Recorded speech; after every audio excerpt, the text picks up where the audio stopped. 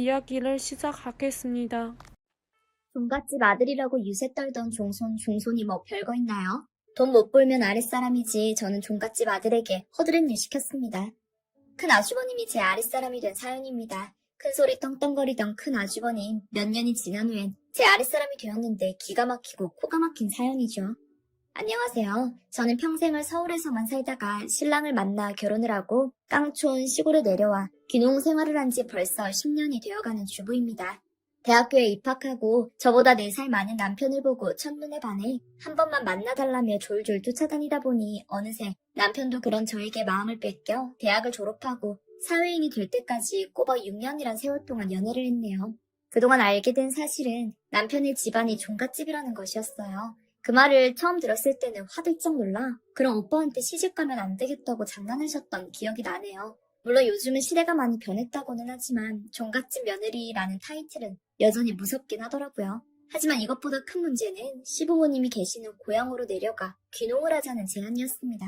저희 부모님이 어려서부터 농사를 하셔서 늘 농사에 관심이 많았지만 부모님은 제가 공부해서 대학을 가길 원했고 저는 서울로 와서 공부하고 취직을 했습니다. 저는 서울에서 나고 자라서 농사에 대해서는 완전히 무지한 상태라 귀농하는 거에 조금 걱정이 있었어요.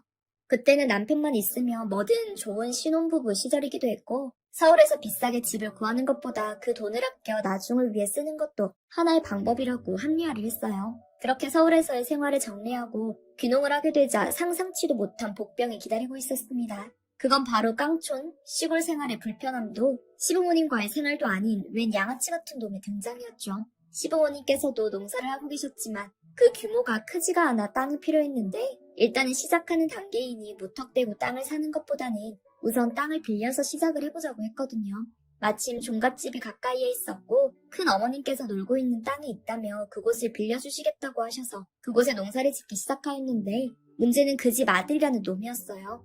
솔직히 말해서 종손이라는 이유로 저희 시부모님과 다른 형제들한테는 한 푼의 재산이나 땅은 주지도 않고 전부 그 자식 부모님에게만 물려줬기 때문에 그나마 떵떵거리며 살 수 있는 건 그 동네 사람들 모두가 알고 있었어요. 더군다나 저희가 돈을 안 주고 공짜로 땅을 쓰는 입장도 아닌데 그 아들놈이란 놈은 어찌나 할 일이 없는지 허구한 날 찾아와 간섭을 하기에 한심하고 어이가 없어 말문이 막혔습니다. 그 당시에 저희는 33살이었고 그 사람은 39살이었는데 제대로 하는 일 하나 없이 한량 같은 생활을 하고 있었던 것 같았어요. 듣기로는 10년여 전에 어른들 모두가 말리는 결혼을 하고 1년 만에 이혼을 하고는 이게 다 자기가 이런 총구석에만 있어서 그런 거라며 사업을 하겠다고 서울로 갔다가 돈만 엄청나게 까먹고 온 모양이더라고요. 제가 보기에는 이런 시골인이 그나마 어깨라도 피고 살 수 있었던 것 같은데 말이죠. 아마도 집에서 계속 지원을 해주니 그것만 믿고 있는 듯 했는데 밑빠진 독에 물 붓는 것도 아니고 그렇게 계속 돈을 가져다 쓰면 어디 돈이 남아나나요? 그런 건 안중에도 없는 듯한 그 사람은 자주 여자가 바뀌었는데 한눈으로 봐도 술집이나 다방에서 일하는 여자들 같았어요. 사실 저랑 신랑은 별로 그러거나 말거나 신경도 안 썼고 시부모님이나 동네 사람들은 원래 그런 놈이려니 했는데 저희가 농사를 하고 있을 때면 여자를 끼고 괜히 저희 주변을 맴돌면서 손가락질을 하며 낄낄대는 모습이 영 불쾌했어요. 그저 무시하는 게 답이라고 생각했지만 여자들에게 뭐라고 했길래 하나같이 저를 한심한 눈으로 쳐다보는지 슬슬 열이 받기 시작하더라고요. 가뜩이나 익숙지 않은 일에 힘들어 죽겠는데 별 가짜는 것들이 거슬리니 귀찮고 짜증이 났죠.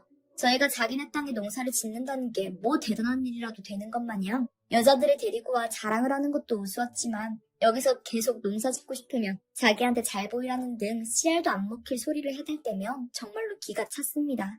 저희가 그래도 서울에서 모아왔던 돈도 있고 거기서 신혼집도 마련하려고 했었는데 이런 시골에 있는 땅도 못 살 거라고 생각한 세상 물정 모르는 바보가 따로 없었어요. 사사건건 시비를 거는 그 사람이 정말 짜증났고 저를 더 힘들게 한 건 그 남자가 이혼을 한 터라 큰 집에 며느리가 없어 저와 시어머니가 그 집 제사를 매번 거들어야 한다는 것이었어요.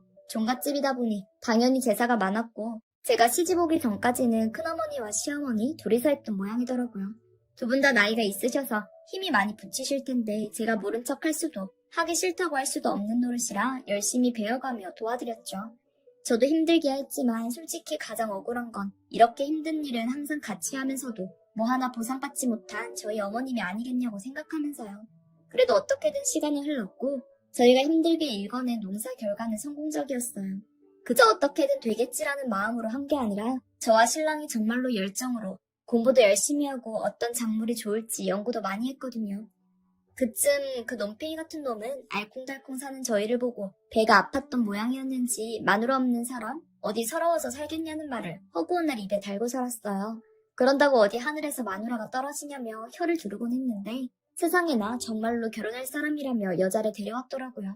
예쁘장한 얼굴에 어려 보이기까지 해서 동네에서는 이게 무슨 일이냐며 난리도 아니었죠. 그 여자가 다녀간 후 얼마 지나지 않아 두 사람은 정말로 결혼식을 올렸어요.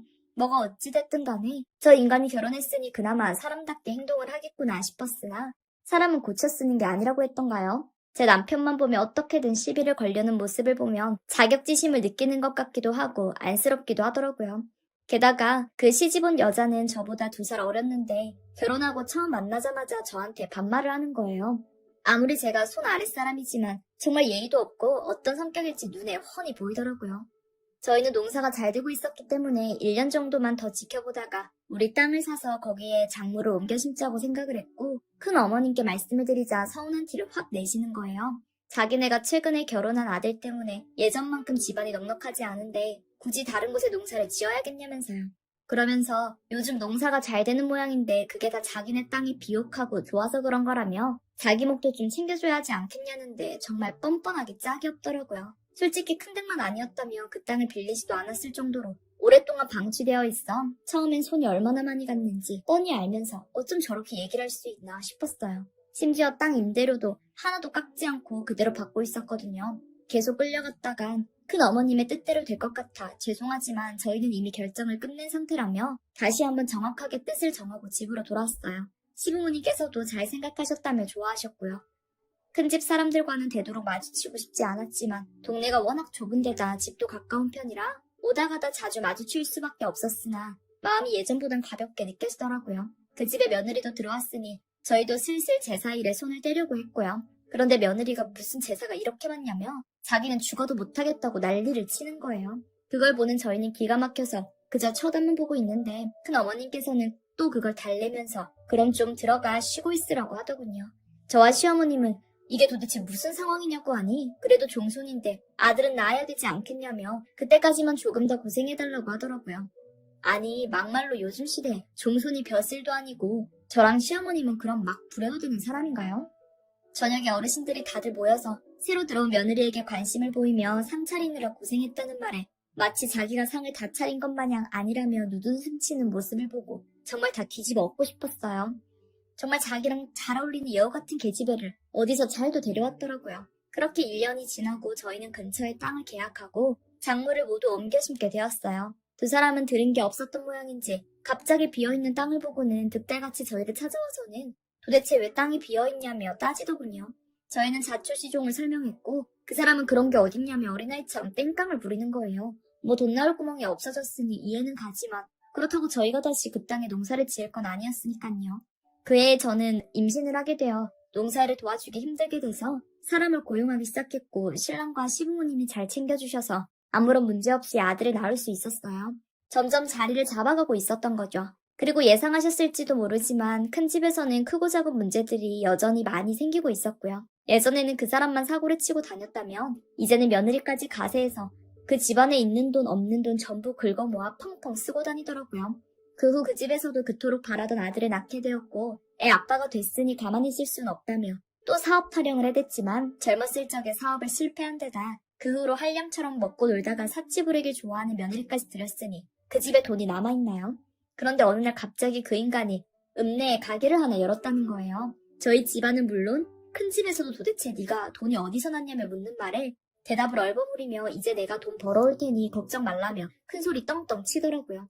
혹시 어디서 사치라도 쓴 건 아닌가 하는 생각이 내심 들었지만 그 정도로 속이 없는 인간이라고는 생각하지 않았기 때문에 그동안 모아둔 돈이 있다고만 생각했어요.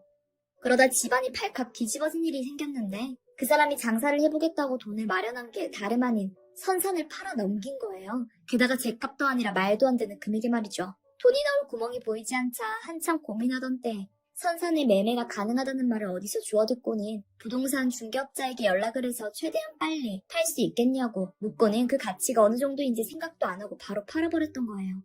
제 값을 못 받은 것도 그렇지만 아무리 그래도 선산을 팔다니 정말 정신이 나간 거 아닌가요? 본인 말로는 자기가 돈을 벌어서 다시 사오려 했다는데 자기가 망할 거라고는 절대로 생각을 못 했나 봐요.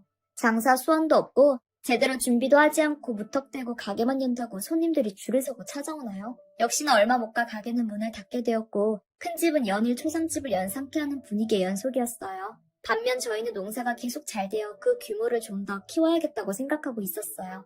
그때 큰 어머니께서 요즘 너무 힘드니 저보고 조금 도와줄 수 없겠냐며 제사도 당분간은 좀 도맡아서 해주면 좋겠다고 하시더라고요. 저는 당연히 그럴 마음이 없었어요. 너무하다고 생각할 수도 있지만 저희 신랑과 시어머님이 힘든 시기에 큰 집에서 모른 척 했다는 걸 알고 있었기에 괘씸한 마음도 들고 저희를 바보로 하는 것 같았어요.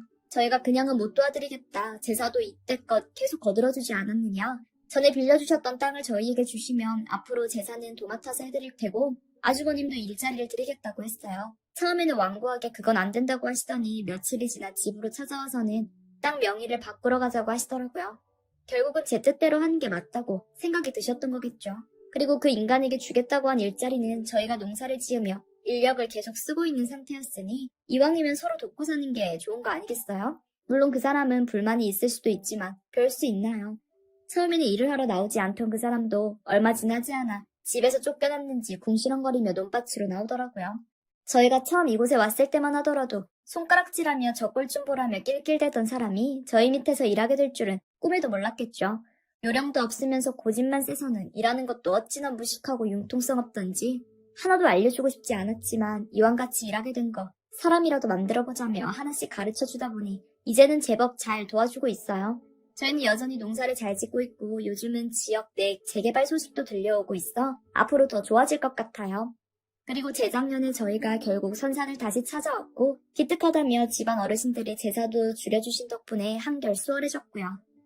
여러분 세상 사는 게 정답은 없지만 꾀부리지 않고 성실하게 맡은 바에 최선을 다하다 보면 언젠가는 꼭 좋은 결과가 따르는 것 같아요. 그리고 지금 당장 여러분들 힘들게 하는 사람들이 있더라도 나중에 가서는 상황이 역전될 수 있으니 힘든 시기를 잘 견뎌내시길 바랄게요. 제 사연 들어주셔서 감사합니다.